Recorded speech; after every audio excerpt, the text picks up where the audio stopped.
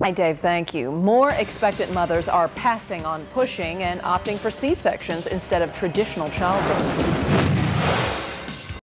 To see her in so much pain.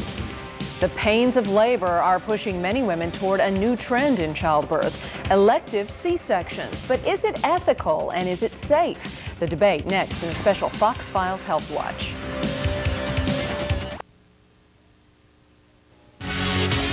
You're watching the Fox Files on Fox 2 News. Coverage you can count on. In some private clinics in Brazil, C-section rates have reached 90% of total deliveries. In fact, the scar left after surgery has become a status symbol there. And now the trend is catching on here in the United States. Tom O'Neill explains in tonight's Fox Files Health Watch. Labor is called labor for a reason. It's hard work. That hard work can be so grueling, some expectant mothers hire special birth coaches to help them through it. We get involved with the moms and their partners in trying to give them comfort. But celebrities like Madonna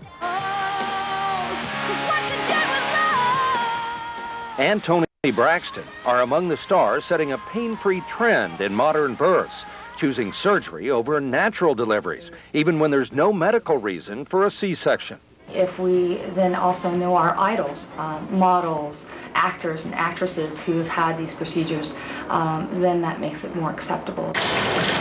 Dr. Teresa Knight is an OB/GYN at St. John's Mercy Medical Center. She says elective C-sections are a bigger trend on the coasts, but she says the requests for them are growing in St. Louis. I do have some patients tell me that they would like to arrange a date for the birth of their child because they have family coming in from out of town. The reasons for elective C-sections vary. There's the college student who wanted to schedule her delivery around her final exams, the woman who wanted her baby to be born with a perfectly round-shaped head, and the numerous women who just want to escape labor pains.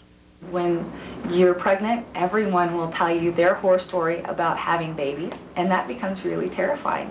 And if someone has a nice story about how they selected the day that they were going to have their baby and they went in and they had an epidural and they never felt any pain and the baby came out and life was wonderful, then that sounds very, very exciting. They started the surgery at 8:12 and she was born at 8:18, so 6 minutes. Rachel Herman chose to deliver baby Camille via C-section after giving birth to her first child the natural way. I had a vaginal birth with my son 17.5 months ago. And the delivery went fine, but my recovery was really hard. And when he was 7 months old, I had to have episiotomy repair surgery. The thought of not healing correctly and facing another tough recovery was enough for Rachel to go under the knife. It was painful, to see her in so much pain. Even so, her husband Kyle wasn't so sure about the C-section at first. When we first started toying with this option, I was definitely concerned. The Hermans talked with 3 different OB/GYNs and determined that it was not only safe, but probably Rachel's best option. This time was a lot more relaxed. She wasn't in labor. She wasn't in immense pain.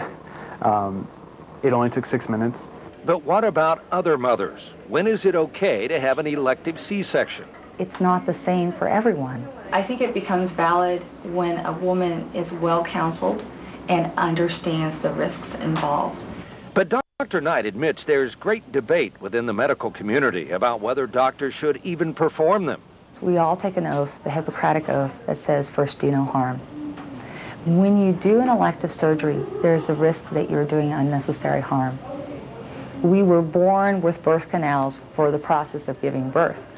And it's even hard for me to accept sometimes that we need to bypass that.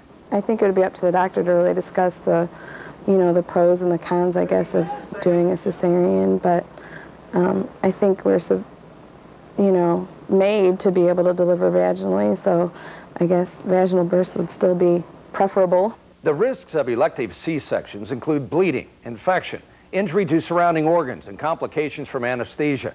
The surgery also leaves a permanent scar on the mother's uterus. Dr. Knight says women should remember that the procedure is not for everyone and should only be considered under the advisement of their physician. On the Fox Files Health Watch, I'm Tom O'Neill.